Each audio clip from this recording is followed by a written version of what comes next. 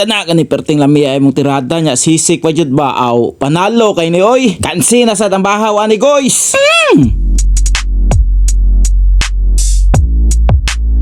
Shout out mga idol.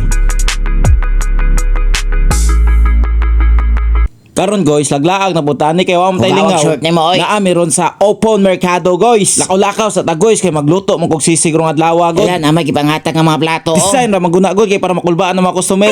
Syempre, wag na nating tagalin at mamili na tayo dito ng karne sa merkado. Medyo marami ang customer kay ting paniudto naman gud ni. Mauna tong natripan guys kaning maskara sa baboy ba. Mao mo siya original nga gamit pag magsisig ka guys. Kung walay maskara, pwede ra hidgear. Bitaw guys, so sara ka kilo atong palito nga maskara kay milami man sa sisigon gud. Another option guys kay ang pork belly. Parehas na sila guys, ang importante makahimo ta ning sisig. Pero mas cute imo stay ka sa original. Ya napalit naman nato ang atong maskara guys. Ibutang sa nato sa rip kay panihapon man natong tirada nya udtop aman ro. Kaya wag grape oy, maihap ra man ang Matik sud. para ingnog cute. For that matter, warm ka sa akin. Yudi ponggol. A few years later, buksan na natin ang ating karning baboy. Mura man naghorror ang grape oy, gaaso-aso. Di ka maguna sa Mount Everest ang source sa bugnaw mong gaaso-aso na siya guys. I-prepare na nato ang atong pangsisig diha. Plastar muna natin sa table para naman mawala ang kanyang lamig. Ato sa di pa humukon guys. After ana guys, sugasan sa ninato tong baboy kay para mawa ang mga kakaibang bakterya nga nabuhi ani niya ba. Dapat atong pagkaon cool and clean guys. Baka sabihin kasi nila hindi tayo naglilinis ng ating mga pagkain. After ana guys, pakayuhon na nato gamitan nato high-tech nga stove. Mauni gas range nga mo gamit og posporo, asa ka kitaan eh. Ay saba, mao ba ni gada sa atong bida sa pagluto dire. Magpabukal sa tagtubig guys. Ya ibutang na nato tong maskara sa baboy. Mao ni siya secret guys sa sisig nga atong lutoon. Ako asa din ang ibutang ag ahos ug daon sa laurel guys sa pampalasa maguna siya. Bawa ni siya sa langto guys. Sunod na dayon na nato ang short band paper. Band paper ba oy? Ground paminta ba? Ano ba yun? Siyempre di na mawala sa atong eksena ang atong asin. Dapat konti lang yung asin na ilagay mo para cute. Abi na og sisig ang sugbahon nga nung nahimo man isda. Side dish maguna siya god dili ra man sisig tanan tong lutoon. Ato na ni-check ang atong sisig goy kung nibukal na ba. Ingon ani pormaha guys panalo na ni siya. 10 points ka sa langit bata. Di lang nato pasubra pa bukal guys kay magisi mo niya panit. Nya bati na siya sugbahon guys. Ayos na kay gnaong og aso-aso para sa kainit to. Pwede na kay na siya. Ready na ni siya isugba. Awar ko na akong sapatos so nahimo nag-Nike. Unsang Nike? Nakinikitan sa iro ba. Kini na mo iro ay kay kakaibag breed ba. Unsa din ang breed? Julie's Bake Shop cheese bread. Anyway, magsugba ta diri ras gawas kay di man pwede diri sol kay aso man kayo. Ya na namatay giluto nga isda aw ready na ang uling dayon. Balimaon ni tanan natong maskara goy. Ya kung bati na kayo guys kay luto na tong isda nya kaniray na bilin. Matik i-plaster na nato tong maskara para maluto na siya. Isa-isa lang yung paglagay ng ating maskara para naman maayos ang kanyang pagka-plastar. Ako nabiliban na ning sisig guys maski imo siyang ipapukalan gamon siya nga murag ordinary ra nga baboy. Sa nato grumpo rin nga paypay oy. Aron mo ganado ang uling og painit ba. Tignan mo naman yung kutis ng ating sisig panalong panalo na. Pwede na kay nistanan goy oy kuyawag na. Di man sa takatog kadlok sa appearance ning sisig na to goy. Balihon sa natugoy kay para mag-even ang iyang pagaluto ba. Kaning isda stay put ra ni goy. Background check sa ta sa area goy. Hindot kay biwa mo agoy sa awa gunaw makita ka mga kakaibang wheels Ay, wheels. Ya murag luto na magani pormaha goy. Pwede na kay ni siya kwaon goy. Tignan yun naman goy ang appearance niya ulam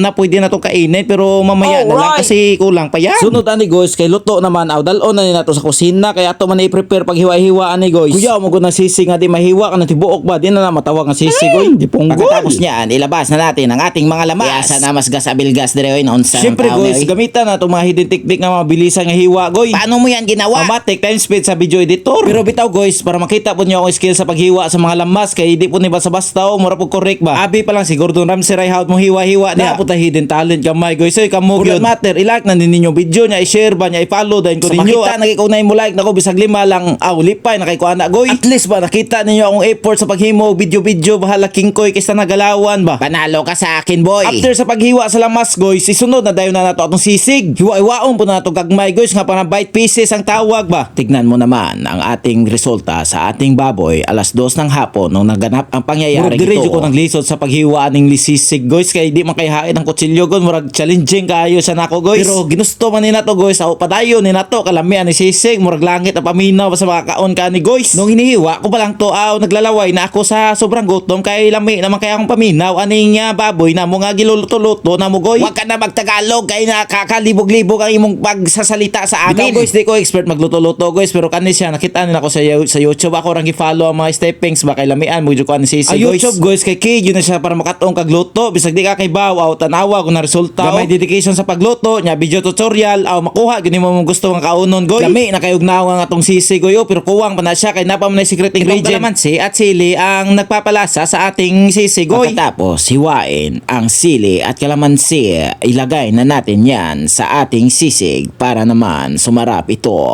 Paano at kailan malalaman sa pagbabalik ng suko. Kayo among iro lagi goy kay perting gutuman na niya kay naglaway mo siya ni. Butang nga pud na tuog mayonnaise. Ang problema goy kay wala man may mayonnaise kanin na sandwich spread ang awgi butang. Tabla-tabla ra parehara man ni. Maura nga brand goy Ladies Goys. Shout out baka naman. Ya pagbutang daw sa tong sandwich spread goy ato na siya i-mix goy. Ang original nga ingredients sa niya ibutang goy kay utok sa baboy pero nihit makina pangitaon goy. Siyempre mao na one of the best alternative goy to balance the flavor of our sisig goy. Ibaw, maday ka mo English, kakatakot mga bataa ka. Tanawa ra guna guys, makalaway sa kalami oy. Matik na yan. Siyempre guys, di na natudugayon. Tilawan na nila tong sisig. Kuha na tayo ng sisig natin kaso hindi kaya ng tindor kaya kutsara ang gagamitin natin para makakuha tayo ng marami-rami. Kadisudan na ba makahurot ang punig bahaw lagi sa kalami. Amat kayo sa YouTube. Oy, nakat-on jud kog himog sisig yun. Pud basa-basa ang lasa niya perting lamian nakadi 4 gos kalami sa pagkaon na ni. Pasagoy kung naipista sa inyo ay kalimtig invite ha. Kay mutabang pug Wow, ko. very good children. Mutabang kog hurot sa laog ba. Cutie punggol kang bata ka. Awar ko na guys, kamo ni bahala Kay na goy. naog Pa lang goy, ulam na kayo. Samot na pagtilaw na ko goy, perting lamia lagi. Hapit ko na mahurot ako sa kalderong bahaw na mo diri sa balay. Guys, after kaon mag-exercise puta para stay healthy gapon ta ba. Lisod na kayo panahon na manambok goy. Mahimo nya ta Coca-Cola body ana. Sexy man ko na Coca-Cola body. Katumang 1.8 liter nga Coca-Cola. Enjoy ka mo ta kaon way limit ya. Maura na.